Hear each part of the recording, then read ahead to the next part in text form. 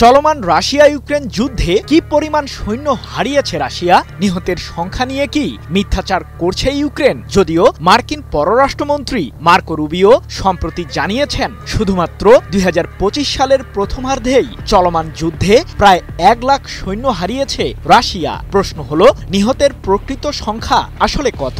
Russia কি কোনো কিছু গোপন করছে? প্রায় ৪ বছর ধরে একে অপরের বিরুদ্ধে যুদ্ধের ময়দানে লড়ছে রাশিয়া ও ইউক্রেনের সেনারা।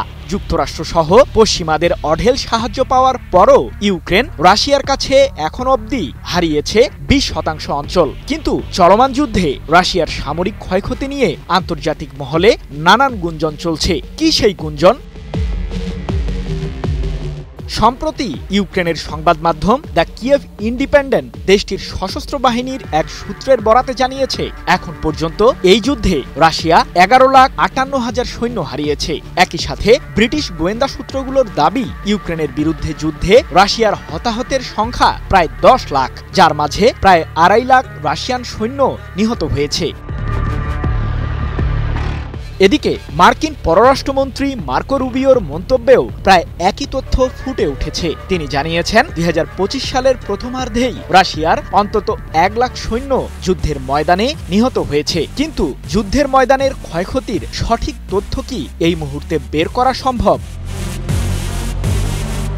নেদারল্যান্ড ভিত্তিক সংবাদ মাধ্যম দ্য মস্কো টাইমস ২৯ নভেম্বর তাদের এক প্রতিবেদনে দাবি করেছে যে ২০২২ সালের ফেব্রুয়ারিতে ইউক্রেনে রাশিয়ার সামরিক অভিযান শুরুর পর থেকে এখন পর্যন্ত মস্কোর কমপক্ষে ১,৫২,১৪২ জন সৈন্য নিহত হয়েছে। তবে এই হিসাব থেকে বাদ পড়েছে ইউক্রেনের দোনেৎস্ক ও লুহান্স্কে যুদ্ধরত রাশিয়ার সৈন্যদের তথ্য।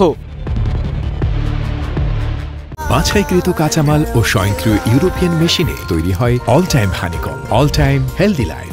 যদিও সামরিক বিষয়াদি নিয়ে গবেষণা প্রতিষ্ঠান গ্লোবাল ফায়ার পাওয়ার ইন্ডেক্সের ২০২৫ সালের এক জরিপ বলছে, রাশিয়ার সশস্ত্র বাহিনীতে বর্তমানে প্রায় ৩০ লাখেরও বেশি সৈন্য রয়েছে, যার মাঝে ১৩ লাখেরও বেশি সৈন্য বর্তমানে সক্রিয় রয়েছে। বিশ্লেষকরা বলছেন, চলমান রাশিয়া ইউক্রেন যুদ্ধের ময়দানে শান্তি না ফেরা পর্যন্ত ক্ষয়ক্ষতির সঠিক পরিমাণ নির্ণয় করা অত্যন্ত কঠিন। সৃজন মাহমুদ, নিউজ 24।